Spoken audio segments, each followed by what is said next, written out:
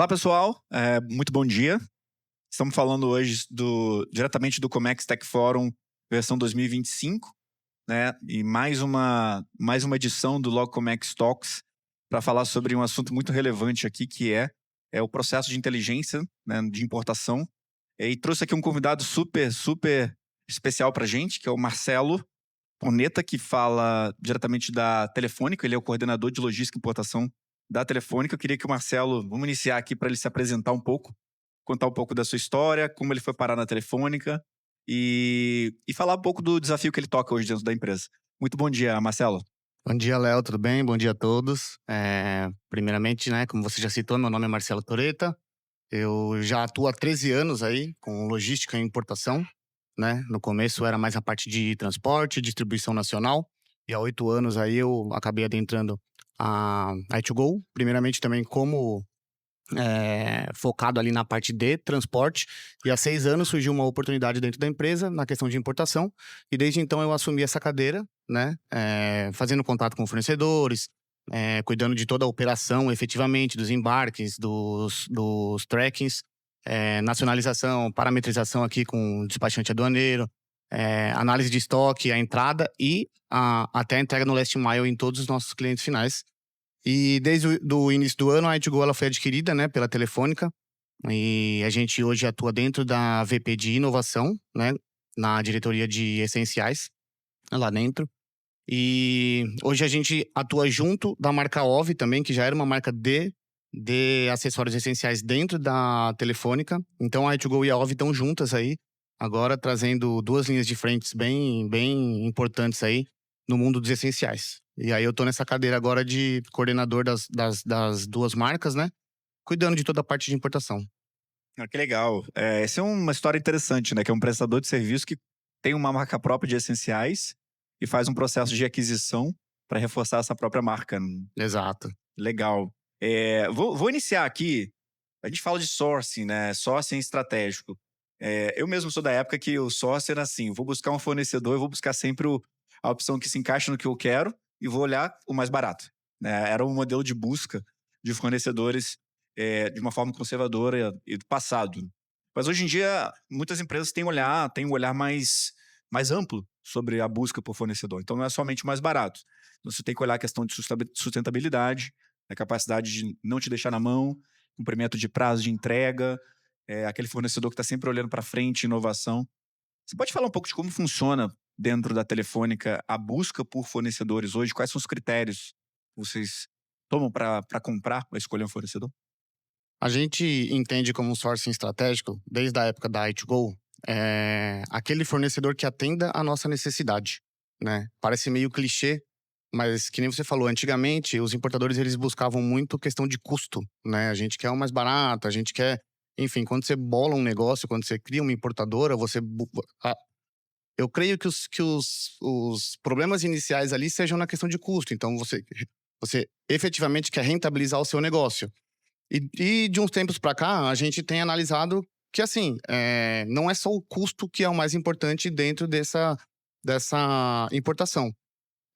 Como é que a gente entende o negócio efetivamente? A gente busca aquele fornecedor que vai atender a nossa necessidade. Então, por exemplo, a gente quer um item que seja dessa cor, desse tamanho, com essa potência, que seja reciclável, enfim, que tenha diversos processos dentro do mesmo item, né?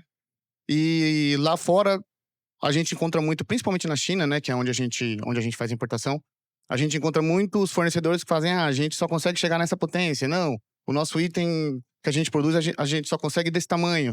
Então a gente busca um fornecedor que atenda a nossa necessidade primeiro. E ali a gente começa a criar laço, criar um relacionamento, para a gente conseguir fazer a importação da forma como a gente busca, e não como a forma que o mercado oferece. Por isso a gente tem tantos itens exclusivos, tantos itens inovadores, né? Nós somos aí ao longo do tempo pioneiros aí em alguns casos. Vou citar um exemplo: os cabos coloridos. Há 12 anos atrás, quando a i2Go foi criada, nós somos os primeiros a importar. Então, naquela época, os acessórios ainda estavam começando a entrar dentro do mercado, né? E a gente trouxe uns cabos coloridos, que hoje é uma coisa super normal, super simples, mas que na época fez um boom no negócio. Por quê? Porque você pegava muito adolescente ali, com iPhone 4, 5 na época, né? mas enfim, que tinha um cabo verde, que tinha um cabo azul. Então isso acabou criando um relacionamento com a marca. E desde então a gente começou ampliar o nosso leque, ampliar os nossos SKUs e estamos assim até hoje. Ah, que legal. A i2Go sempre foi inovadora, né? O essencial deixou de Sim. ser tão básico, né? Eles trouxeram uma visão mais interessante para o essencial. E a OVI também é uma marca dentro do setor de telecomunicações bem conhecida, né? Do grupo Telefônica. E imagino que manter, né, dado que vocês foram adquiridos, manter essa questão da inovação, agora fazendo parte de um grupo muito grande, tem que envolver buscar players que estão aí no mesmo caminho que vocês, tá? Então, aí a minha pergunta para você, como que você identifica hoje um player inovador no mercado, pode ser emergente ou desenvolvido, no mercado exterior, né? Você falou da China, enfim, qualquer outro mercado que você olha e fala, como que eu vou buscar aquela inovação ou aquele fabricante inovador que vá, primeiro, ter aderência com a minha marca no Brasil e que realmente tem potencial de ter mercado e venda local. A gente tem um mapeamento mensal, né, entre o time de produtos, time de importação, onde a gente busca, né, linkar as informações e efetivamente buscar novas tendências, né? Então a gente olha a própria China, né, com a linha de produção principal do mundo ali, né? A gente vê os Estados Unidos, a gente vê Japão, Coreia, a própria Europa. São muitos mercados emergentes. Então a gente sempre busca estar antenado, né, como é que a gente fala hoje em dia. A gente, através do celular, a gente tem o mundo na palma da nossa mão, através da IA também, né, com tudo que vem surgindo. A gente tem um mundo através da palma da mão. Então, cabe a nós ali, né? Buscar novas tendências, buscar novas inovações. E a gente busca, independente do mercado, independente da onde possa vir o item, a gente brinca que tem um triângulo de três P's, desculpa, que atendam às nossas necessidades. Que a gente busca sempre fornecedor com prazo, com preço e com performance.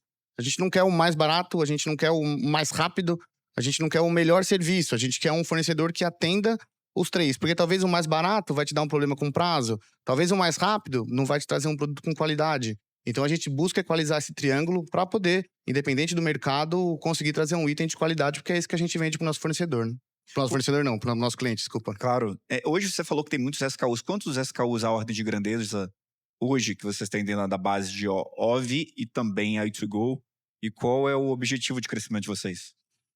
A i2Go, hoje, ela tem um pouco mais de 100 SKUs ativos, né? Ao longo desses 13 anos de empresa, a gente já fez mais de 1.000 SKUs, né? Claramente, a gente vai vir na tendências, tem alguns que não dão certo, que é natural, e outros que seguem a linha. Então, a gente hoje trabalha com mais de 100 SKUs ativos. E a partir do momento da junção com a OVI ela vem com mais de 200 SKUs ativos também. Então, hoje, unificando as marcas, a gente trabalha com cerca de 350, quase 400 SKUs ativos, né? A OVI, ela vem com a linha de frente focada no design, né? Então, tem muitas alças, muitas capas, né? E é isso que traz ali um design pro celular, né? Do cliente. E a i2Go, ela é mais focada em tech, né? Então, a gente trabalha bastante com as baterias, com os carregadores, fones de ouvido. Então, essa junção aí, hoje a gente chega a quase 400 SKUs. E o carro-chefe, né? O que é mais representativo de todos esses que você falou aí? Fone de ouvido, banco de bateria, quais são os produtos que mais saem ou que são mais representativos nessa carteira, sortimento de vocês? A gente vende bastante power bank, a gente tem muitos players aqui, né? A nossa power bank, ela é efetivamente de uma grande qualidade. Então, ela tem um preço agregado muito bom e ela oferece uma qualidade, né? A i2Go e agora a OVI também, a gente oferece 3 anos de garantia, né? Então, você vê muitos produtos similares no mercado e geralmente não tem garantia. Então, é aquele cabo, aquele carregador que você vai usar ali, dali 1 mês, 2 meses, ele não tá funcionando. Então, para você oferecer 3 anos de garantia, é porque a gente sabe que é um produto de qualidade. A gente sabe que daqui 2 anos e meio, se você tiver qualquer problema, você chega na loja, troca, custo zero. Então, a gente efetivamente oferece essa qualidade. E hoje em dia, 450 SKUs é muito, né? E como que vocês fazem a busca por esse potencial exportador ou fornecedor lá fora? O uso de dados, né, tem sido muito falado, inclusive aqui no Comex Tech Forum hoje. Vocês usam alguma tecnologia para buscar fornecedor? Como que é o seu ponto inicial, na pontapé inicial? Quero desenvolver um novo produto e vou viajar para a China para buscar cada um desses fornecedores ou tenho ali um processo para buscá-los? A gente tem algumas frentes. A gente usa aqui nacionalmente a própria plataforma da Logcomics. A gente tem 2 vezes por ano o time de produtos, que visita a Canton Fair, que visita lá os nossos fornecedores. E por último, e eu creio que seja o mais principal, a gente tem um QG na China. A gente tem um escritório com cerca de 14 pessoas, se eu não me engano, que eles atuam lá. Então, eles são os nossos braços, os nossos olhos. Então, são funcionários nossos mesmo, que acabam dando essa força, né? Essa visibilidade junto aos fornecedores, né? Lá na própria China. E que acabam sendo os nossos olhos ali. Então, a gente busca uma fábrica nova. A gente busca certificações legais, primeiro com as agências regulatórias chinesas, né? Que ofereçam os certificados necessários para a produção. A gente busca os certificados nacionais aqui, para poder fazer a importação. E aí, efetivamente, quando a gente vai produzir o item, a gente tem um escritório que visita para fazer a inspeção de qualidade no pré, no durante a produção e no pós.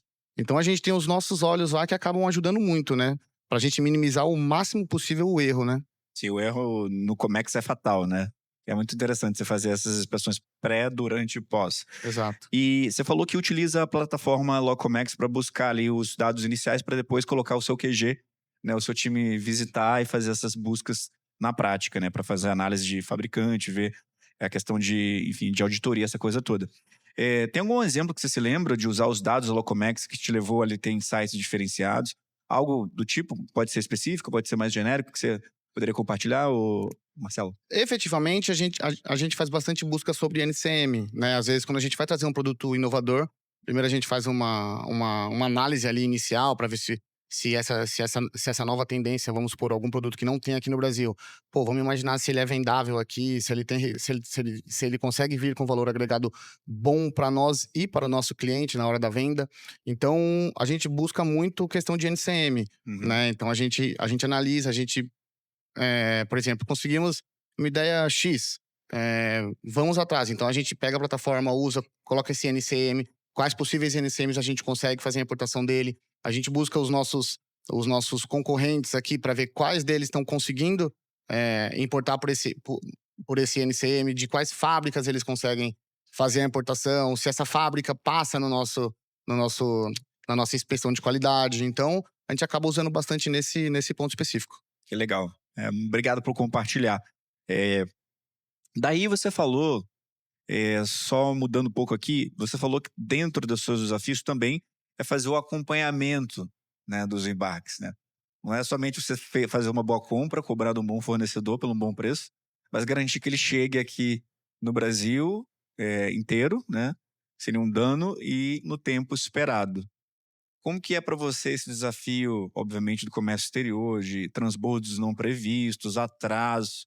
Como que você faz a gestão fim a fim dos seus processos de importação hoje? Eu particularmente, talvez seja a área dentro, né, do meu escopo de trabalho que eu mais goste, que é fazer o tracking, né. Uhum. A gente tem muito armador parceiro, a gente tem nossos agentes de cargas, que são nossos parceiros, a gente tem a nossa trading, que a gente faz a operação via conta e ordem. E, então, a gente faz essa gestão meio que unificada. O que a gente prioriza muito para poder ter um relacionamento? É a parceria exata com os nossos fornecedores. Então a gente tem parceria ali com os armadores, a gente busca ter esse relacionamento com o agente de carga, né? Porque a gente sabe que é muito importante isso. Porque, naturalmente, a gente sabe que numa decisão, se o preço for o mesmo tudo, o agente, o armador que seja, ele vai. O armador, no caso, ele vai olhar mais a questão do custo mesmo. Mas um agente, se ele conseguir ter a opção ali de fazer uma escolha, ele vai criar com aquele que tem relacionamento.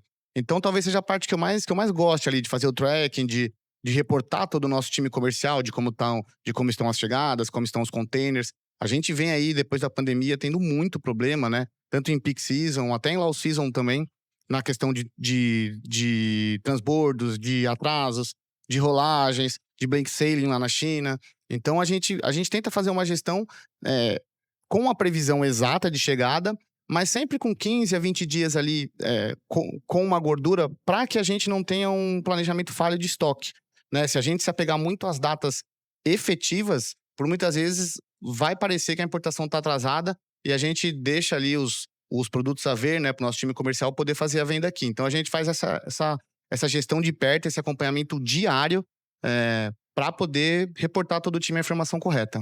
E vocês utilizam de alguma tecnologia para fazer esse acompanhamento? Ele é um time, é com planilha ou é com sistema? Na época de i2Go, essa gestão ficava efetivamente comigo, então era um acompanhamento manual, mas atualizado diariamente. Dentro da Telefônica, a gente tem uma plataforma, né? Então a gente consegue fazer um tracking certinho, porque estão todos os agentes, armadores inclusos ali dentro, então a gente tem uma informação mais centralizada. Legal, legal. E aí você falou também sobre a questão de os desafios das regulamentações, né? Imagino que o segmento que vocês estão participando tem uma questão de Anatel, por exemplo, como um órgão anuente. Como que é a questão da nacionalização dos produtos para vocês, novos produtos? Qual o desafio que vocês têm para conseguir as chancelas dos órgãos anuentes que são exigidos aqui? Esse talvez seja aí um dos principais fatores dentro do processo como um todo, né.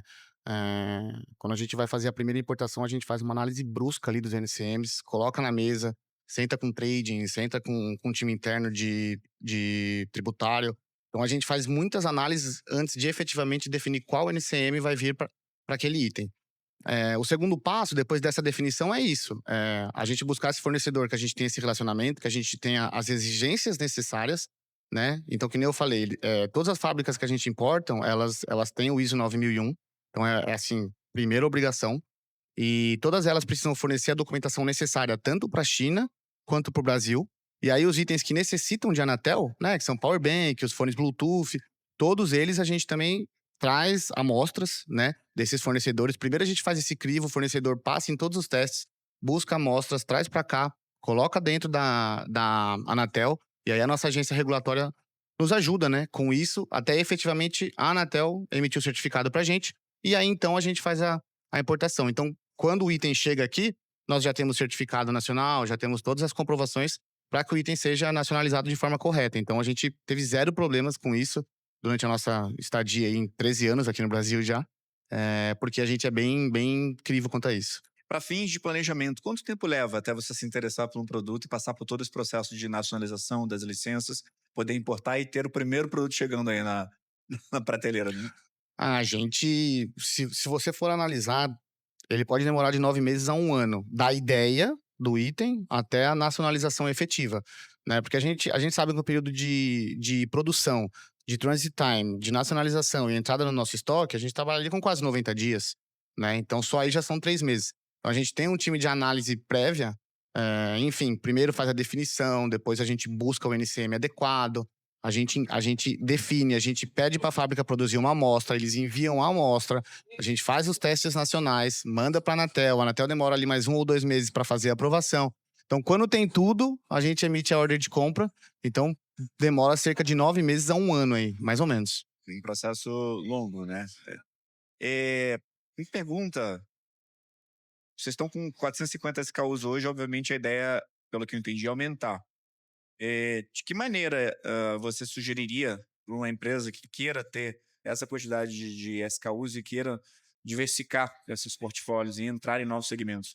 Qual lição aprendida que você tem da i2Go e agora com a OVI, que você poderia compartilhar com pessoas que estão na sua cadeira, mas em outras indústrias, por exemplo, Marcelo? A gente tem uma frase interna na i2Go, que a gente sempre brinca em toda palestra, em toda reunião interna, que a gente precisa surfar a onda. Por que a gente precisa surfar a onda? Porque a gente entende, né, com esse mapeamento que muitos itens novos, eles podem ser efetivamente comercializados aqui no Brasil. Então a gente precisa entender o que está acontecendo, tanto nacionalmente quanto mundialmente, para poder fazer uma importação. Vou te dar um exemplo aqui que é um case de sucesso lá dentro. Pandemia, naturalmente, tudo que aconteceu é ruim, né, a nível nacional, meu Deus. Mas ela foi uma oportunidade de novos negócios. Por exemplo, a linha Casa Inteligente. A gente não tinha esses itens, né? Então, qual foi a onda que a gente surfou nesse momento? Pessoas em casa, né? Não estão mais na rua. O que elas vão fazer? Mudar a casa. Então, teve muita gente que pintou, que mudou os móveis, tudo, mas efetivamente as pessoas queriam mais o quê? Tecnologia dentro das casas. Então, a gente começou a trabalhar na linha de casa inteligente, né? Não fomos os pioneiros, mas surfamos na onda. E desde então da pandemia é uma das linhas que a gente mais tem efetividade aqui por conta disso. Foi uma onda que a gente conseguiu surfar, a gente aproveitou o momento, mesmo ele sendo ruim, mas a gente entendeu o que estava acontecendo e tirou disso proveito para que a empresa continuasse vendendo. E em que momento vocês perceberam que isso era uma oportunidade? Qual foi baseado em tecnologia, percepção, estratégia? Opa, esse tem uma oportunidade aqui, vou investir. Eu creio que tenha sido mais uma questão de percepção mesmo, né? Porque foi tudo muito de repente, todo mundo leva a cadeira, leva o computador, vai pra casa, e a gente começou a trabalhar de casa, então fazia reuniões periódicas. E ali a gente começou a identificar, assim, em algumas reuniões internas, putz, tá faltando uma lâmpada assim, nossa, tá faltando uma câmera pro meu notebook dessa forma. Opa, pode ser que tenha um mercado aí nisso, vamos pensar? Então foi um link ali, uma percepção interna mesmo de que falou, pô, as pessoas vão começar a ir atrás disso. E foi um case de sucesso. Não, legal. O que seria. Você falou dos 3 P's, né? Que é uma metodologia que vocês utilizam lá, que é preço, prazo e Performance. performance. Legal. O que seria o fornecedor ideal na visão de vocês? Qual é o fornecedor que, enfim, que tem as características ideais nesses 3 P's? Seria um fornecedor que equalizasse tudo isso. Que nem eu falei, talvez ele não vai ser o mais barato, talvez ele não vai ser o mais rápido, e talvez ele não vai ter o serviço excelente, mas a gente precisa que esse triângulo seja equalizado. Para que a gente cumpra, primeiramente, os prazos, né? Para que a gente tenha análise dos custos, né? E que não fuja disso, e que a gente continue oferecendo um nível de serviço excelente na questão de qualidade, que é o que a gente oferece. A gente oferece qualidade. Então, o fornecedor somente sendo mais barato, ele não entra puramente Não vai entrar, ele precisa equalizar o triângulo. Entendi. E falando de risco, né? Depender somente de um só é um risco, né? Porque esse fornecedor pode ter Sim. problemas. Como que vocês fazem para mitigar o risco de não ter tudo na mão de um fornecedor só dentro da. A gente tem hoje mais de 30 fornecedores ativos lá na Origem. Que nem eu falei, a gente tem um escritório local, né, que fazem essas inspeções, que fazem são os nossos olhos lá. E então eles também muitas vezes ajudam a gente nessa busca por novos fornecedores. Claro que alguns a gente busca, a gente entende ali, a gente faz um relacionamento, mas acaba não fazendo nenhuma importação. Mas ativos a gente tem mais de 30. Então é natural que um item é feito em um lugar, o outro item é feito em outro lugar, depende muito, né, da linha, do segmento dele. Mas no final das contas a gente nunca vai ter exclusividade, a gente nunca vai ter refém. Talvez uma fábrica de um item nos dê um problema, mas a gente sempre tem outra na manga, a gente tem outra opção ali para que a gente não deixe de alimentar o nosso estoque aqui nacionalmente.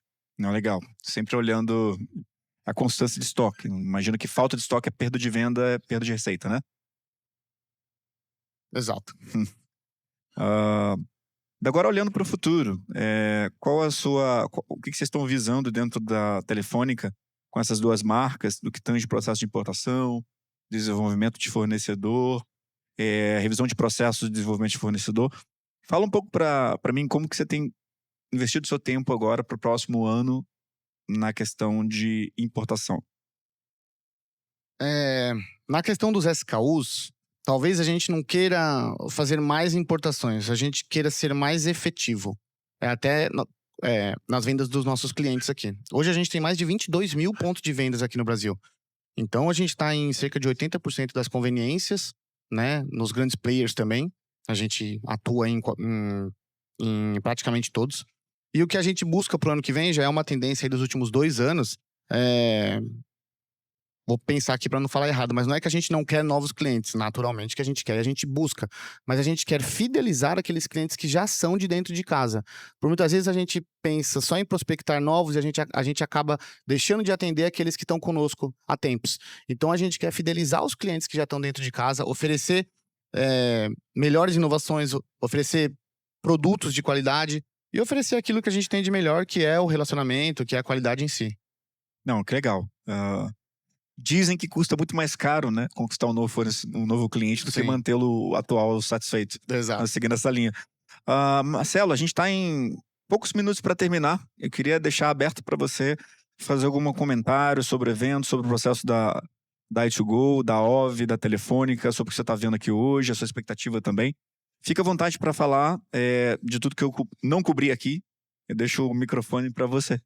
Eu vou contar 2 cases aqui, um bom e um ruim, né? Porque a gente não faz só a importação perfeita. Então vou começar por um case de aprendizado que a gente teve ali há uns 5, 6 anos atrás, né? A gente fez a importação ali era um produto novo, a gente fez análise de NCM, fizemos tudo certinho. Era aquele produto Stress Ball, sabe aquela bolinha que a gente Sim. aperta? Então ela veio como um acessório eletrônico, porque ela ficava perto do celular, tudo certinho. A gente fez um NCM, né? Correto, tudo certinho. E quando chegou aqui, ele foi parado na RF. E aí a Receita Federal, ela identificou que aquilo era um brinquedo. Para ser um brinquedo, a gente precisaria do quê? De uma aprovação do Inmetro. E a gente não tinha, porque nós não entendemos que aquilo seria um brinquedo. E aí foi um erro nosso trazer na embalagem escrito Brinque. Então, na embalagem estava escrito Brinque. Então, naturalmente, a Receita Federal identificou como um brinquedo. Então, a gente ficou ali com o container quase de 2 a 3 meses parado, né? Gerando altos custos, para que a gente conseguisse esse certificado provisório do Inmetro. E aí, tendo esse certificado, a gente fez a liberação e a importação. Tivemos que alterar o NCM para brinquedo. E aí, conseguimos fazer. Então, esse foi um case de aprendizado que a gente teve. E aí, um case bacana, que eu até citei já, mas falando novamente, foi surfar na onda ali na pandemia de conseguir fazer a importação ali dos itens de casa inteligente, né? Então, a gente fez essas análises todos certinhos, entendemos quais fornecedores nacionais produziam isso aqui. Então, a gente conseguiu chegar ali dentro da lista Camex, né? Conseguir algumas reduções de impostos e algumas negociações melhores para a gente conseguir trazer um item de qualidade, que é o nosso primordial, com um prazo acessível e com aquilo que a gente conseguisse agregar valor para o nosso cliente. Não, que legal compartilhar esses 2 cases. Interessante. A classificação errada ou incorreta, ou talvez não tendo sido observado com a atenção, Exato. gerou ali uma novo licença que não estava sendo prevista, né? Exato. Isso é super, super importante. E obrigado por compartilhar. E sobre as casas inteligentes também, nossa, esses produtos tiveram uma aderência grande no mercado. Sim. Marcelo, queria agradecer sua participação. Excelente ouvir um pouco da sua experiência aqui. Muito obrigado, aproveite o evento. E fechando aqui com vocês, novamente, do Comex Tech Forum, com Marcelo Toreta, coordenador de logística da Telefônica, para essenciais, tanto a marca ORV quanto a i2Go. Um prazer falar com vocês. Muito obrigado.